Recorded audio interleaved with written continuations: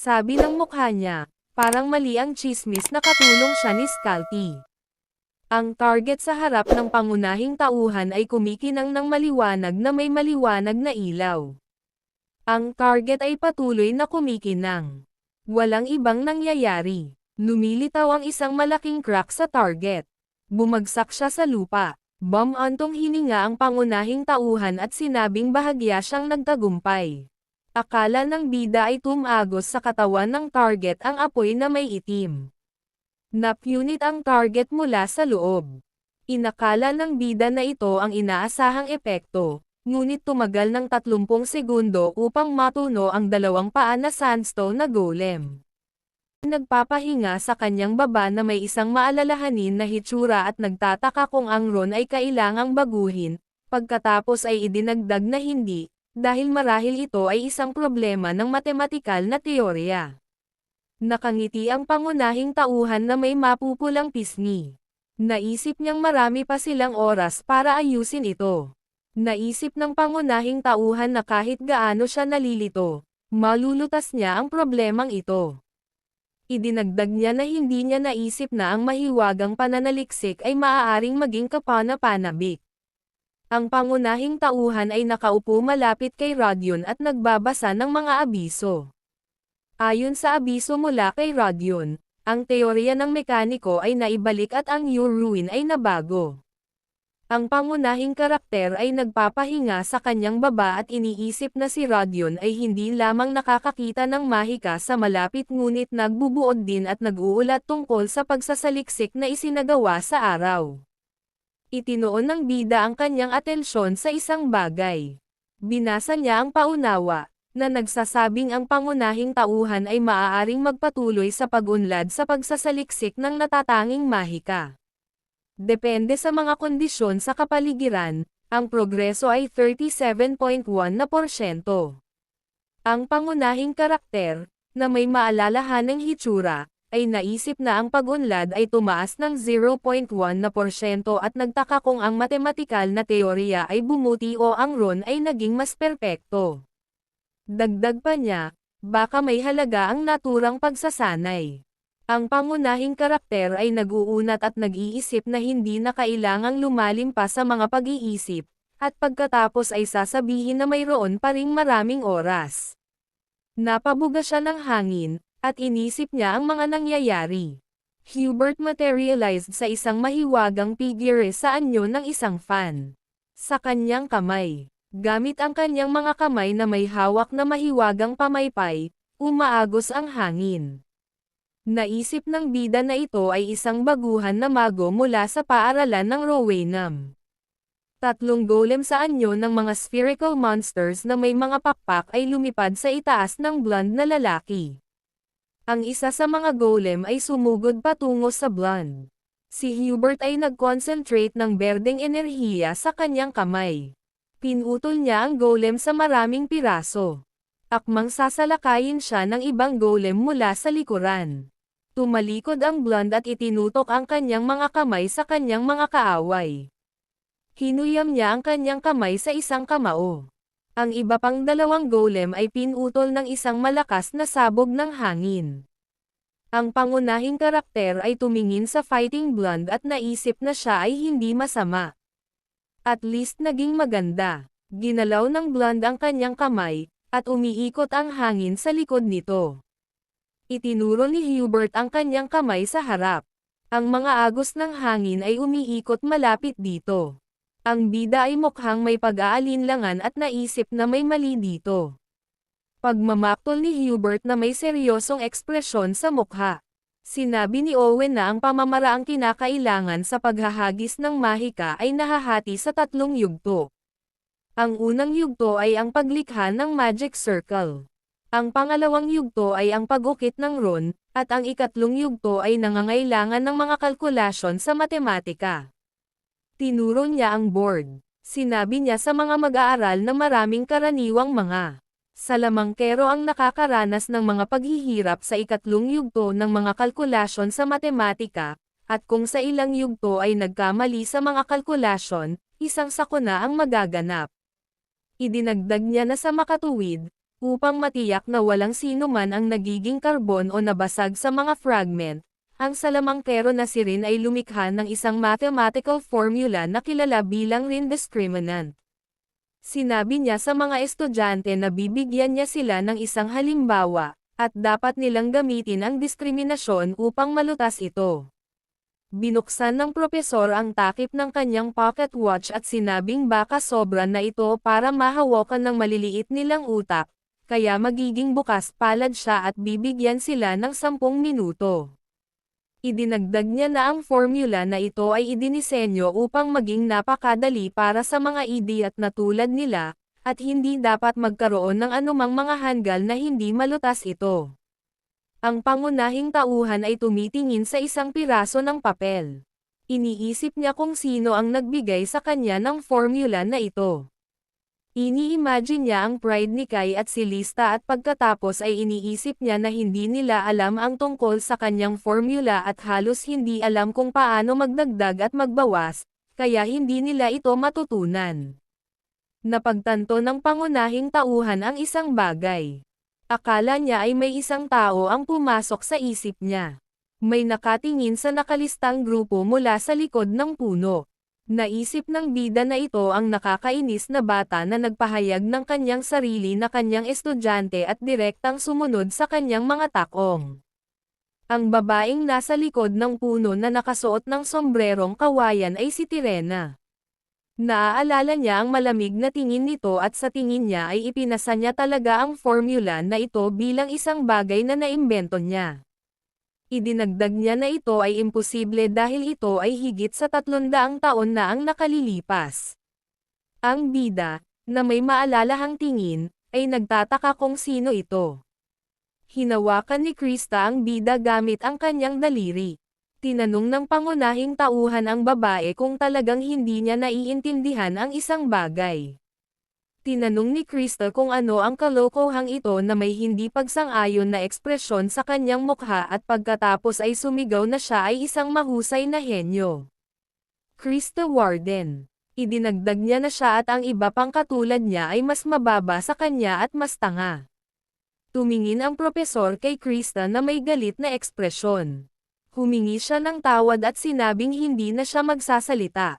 Nang walang kinalaman, kapag tinanong ng pangunahing tauhan ang batang babae kung ano ang kailangan niya, iniabot niya sa kanila ang isang kahon na gawa sa kahoy. Nagtanong ang bida kung ano ito, at sumagot ang batang babae na ito ay isang cookie. Si Krista, na may namumulang pisngi, ay nagsabi na inihurnong niya ang mga cookies na ito dahil may ilang oras pa siya pagkatapos ng kanyang magic training. Sinabi niya na ito ay upang bayaran ang isang utang. Binuksan ng pangunahing tauhan ang kahon, salamat sa batang babae, at pagkatapos ay sinabi sa kanya na siya ay mas masipag kaysa sa naisip niya. Binuksan niya ang kahon at nakita niya ang nasa loob ni Cole. May sinasabi ang babaeng may kayumangging buhok na may masayang ekspresyon sa mukha. Tinatakpan ng pangunahing tauhan ang kanyang mukha at nagtataka kung ito ay isang cookie. Tinanong ng pangunahing tauhan ang babae kung cookies ba talaga ang mga ito, at oo ang sagot ng babae. Tinanong siya ng pangunahing tauhan kung dumi ba talaga ang ginamit niya sa halip na harina, at ibinulalas ng batang babae na totoo sila. Si Krista ay sumisigaw, at ang pangunahing tauhan ay tinitingnang mabuti ang kanyang kamay. Sinabi ng estudyanteng may kayumanggi ang buhok na hindi siya makapaniwala na napakadali dahil si Lynn talaga ay isang henyo. Nililipad ni Chuck, ang batang babae na may kayumanggi ang buhok at hinampas ang papel na tinatakpan niya. Sinabi ng isa sa mga mag-aaral na kung ang pag-uusapan natin ay tungkol sa kontribusyon sa mahiwagang mundo, kung gayon ang pangunahing tauhan ay isang Diyos lamang. Ang usok ay nagmumula sa Krista paper sheet. Namula ang pisngi ng bida. Nagtanong ang isa sa mga estudyante kung maaaring isa siyang anghel na ipinadala ng Diyos. Sinabi ng batang babae na may berdeng buhok na sulit na pag-usapan ang kahulugan at pagkatapos ay idinagdag na maaaring siya ang muling pagkakatawang tao ng isang mahusay na pantas, ngunit hindi isang Diyos o isang anghel. Ang lalaking may kayumangging buhok ay nagsasabi sa babae na siya ay tama. Nagtatanong ang isang estudyante na may burgundy na buhok kung ano ang pinagkaiba nila. Sabi ng brown-haired guy, malamang may kinalaman ito sa structure ng utak nila. Ang taong may burgundy na buhok ay nagsabi na malaya siyang gumamit ng anumang mahika at pagkatapos ay idinagdag na siya ay nagseselos. Tinakpan ng pangunahing tauhan ang kanyang mukha gamit ang kanyang kamay dahil sa kahihiyan at hinihiling sa isip na huminto ang mga estudyante. Nagtataka si Krista kung bakit namumula ang mukha ng bida. Tumingin siya sa kanya at sa tingin niya ay talagang nahihiya siya dahil sa ilang cookies. Akala niya, na may ngiti sa mukha, na proud siya, pero namula siya dahil sa cookies. Tumayo si Owen sa tabi niya. Sinisigawan siya nito na, para sa isang unggoy na hindi man lang nagtatrabaho sa klase, alam niyang protektahan ang sarili. Tinanong niya siya kung interesado siyang dumalo sa mga espesyal na klase. Ang batang babae, na may takot na ekspresyon sa kanyang mukha, ay tumugon na walang mga kalapati na lumilipad malapit sa kampana. Sinabihan ng propesor ang mga estudyante na ibigay ang kanilang mga sagot at pagkatapos ay ipaalam sa kanila na ito na ang katapusan ng aralin ngayon. Sa ika-4 na yugto ng pag-aaral, habang pumapasok sa mga klase sa club, tinanong ni Krista ang pangunahing tauhan kung aling club ang sasalihan niya.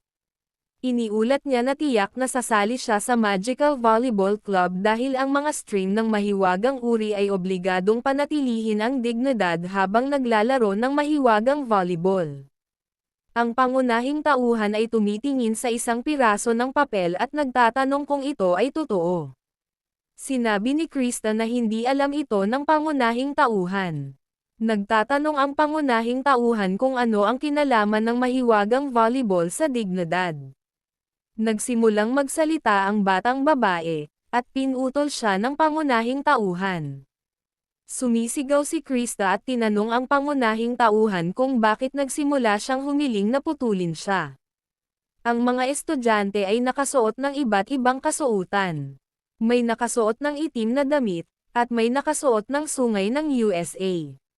Ang pangunahing tauhan ay nagsasabi sa batang babae na hindi siya magmamadali at tumingin sa paligid, kaya sila ay magkikita mamaya. Hiniling ng batang babae na may kayumangging buhok na maghintay sa dalitan.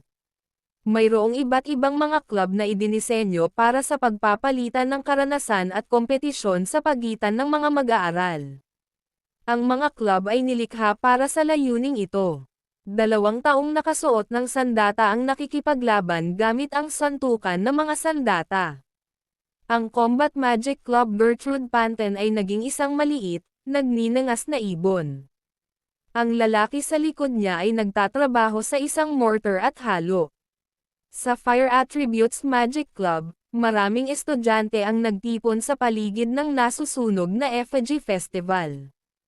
Ang mga Magic Club ay nilikha ng mga mag-aaral na nagkakaisa ng mga karaniwang layunin o motibo at tumatanggap ng pondo para sa mga aktibidad. Pagkatapos ng pag-aproba ng advising professor, tumingin si Caroline sa isang piraso ng papel. Nagbibigay ito ng pagkakataon sa lahat na italaga ang kanilang sarili sa pananaliksik sa labas ng klase. Ang pangunahing tauhan ay tumitingin sa paligid at iniisip na maraming mga kawili-wiling lugar dito, kaya dapat niyang tingnang mabuti ang paligid, ngunit dahil kay Krista, siya ay ginulo kaya't hindi makapag-concentrate. Si Krista, na may hindi nasisiyahang ekspresyon sa kanyang mukha, ay humiling sa pangunahing tauhan na makinig sa kanyang sinasabi. Sinundan niya ang pangunahing tauhan at tinanong kung talagang hindi niya sinabi sa kanya na dapat sumali ang mahiwagang pamilya sa Magical Volleyball Club. Sumagot ang bida na hindi niya narinig iyon, at kahit na totoo iyon, hindi ito problema. Tinanong ng batang babae na may kayumanggi ang buhok, bakit hindi? Ang pangunahing tauhan ay tumingin sa isang piraso ng papel at sinabi na ang kanyang ama ay hindi makikialam saan man siya magpunta. Lumitaw si Gertrude at sinabi kay Krista na hindi ito maaaring mangyari. Sinabi niya, para sa karangalan ng mahiwagang pamilya, dapat siyang sumali sa mahiwagang volleyball club. Ang pangunahing tauhan ay nagtatanong kung ito ay hindi kinakailangan.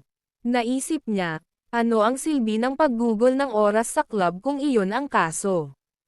Ang pangunahing karakter ay tumitingin sa flyer na may ngiti sa kanyang mukha at sinabi na ang Fine Arts Magic Club ay tila mas interesante sa kanya, gayon din ang lokal na pag-unlad na ito.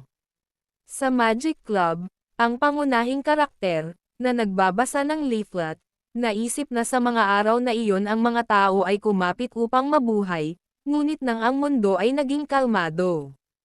Salamat po sa panonood.